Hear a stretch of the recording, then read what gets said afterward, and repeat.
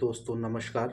मैं रमेश चंद्र यादव आज आप लोगों से राजनीतिक परिचर्चा में वीडियो के माध्यम से मैं 69,000 2018 के मामले को लेकर के आया हूं, जो सहायक शिक्षकों की नियुक्ति हुई थी, जो राज्य सरकार के द्वारा विज्ञापन जारी किए गए थे और उसमें परीक्षा करवाई गई। और परीक्षा के बाद उसमें लगभग SC ST OBC और बैकवर्ड के 19,000 पोस्ट पर जनरल कैंडिडेट का सिलेक्शन किया गया।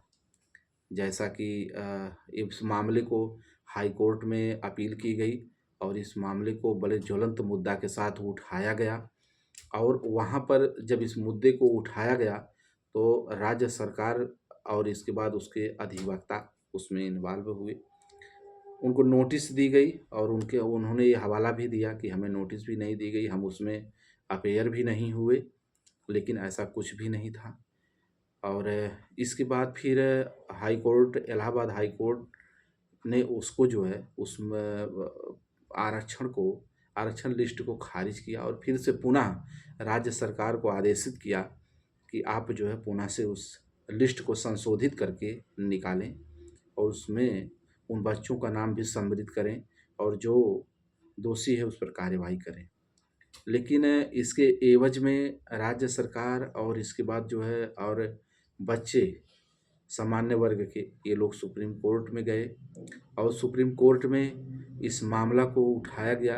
अपना भी उन लोगों ने पक्ष रखा और पक्ष रखते हुए इस बात को उन्होंने सिद्ध करना चाहा कि कोविड काल में हम लोग सेवा दिए और सेवा देने के बाद जो है हमारी इस तरीके ये स्थितियां हैं, तो उस पर जो है फिर मामला आया। तो ये आरक्षण भर्ती 2000 घोटाला मामला 69,000 का है और इसमें जो है सामान्य वर्ग के मनीष तिवारी जो अधिवक्ता जी हैं अपनी पक्ष को रखा और वहीं पर आरक्षित वर्ग के यानी कि SC ST OBC वर्ग के जो वेंकट सुब्रमण्यम स्वामी जी हैं, सुब्रमण्यम जी और निषेध गुप्ता जी, जो इन लोगों की तरफ से अपना पक्ष रखा।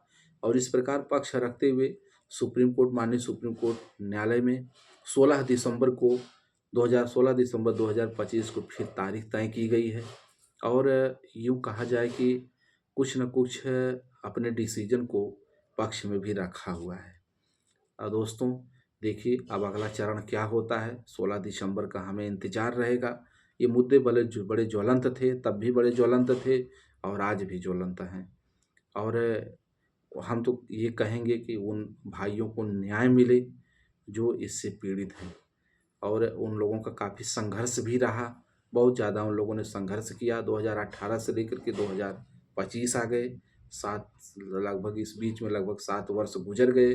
कुछ लोग तो बेचारे इलाहाबाद जैसे शहर को भी अब छोड़ दिए हैं और इस इंतज़ार में बैठे हुए हैं कि कब वो संशोधित लिस्ट आए और हमारा उसमें नाम आए। तो धन्यवाद ऐसे दोस्तों को जिन लोगों ने इस संघर्ष को छोड़ा नहीं, हाई कोर्ट से लेकर के सुप्रीम कोर्ट तक लड़ा। आप तो जानते ही हैं न्याय ठीक है, न्याय मिलेगा, कड़वा ये सत्य है, लेकिन न्याय उस समय मिल जाए जिस समय देर ना हो। और हम विनम्र निवेदन करना चाहते हैं उन सारे बच्चों से जो लोग याची हैं इस 69,000 में, अपना धैर्य बनाए रखें और फैसले आपके पक्ष में आएंगे। और एक दिन आपके लिए वह सुनहरा सवेरा भी आएगा जिस सवेरे में आप हंसता खेलता चेहरा मुस्कुराता सामने आएगा। धन्यवाद दोस्तों, धैर्य बनाए रहें। नमस्कार, धन्यवाद।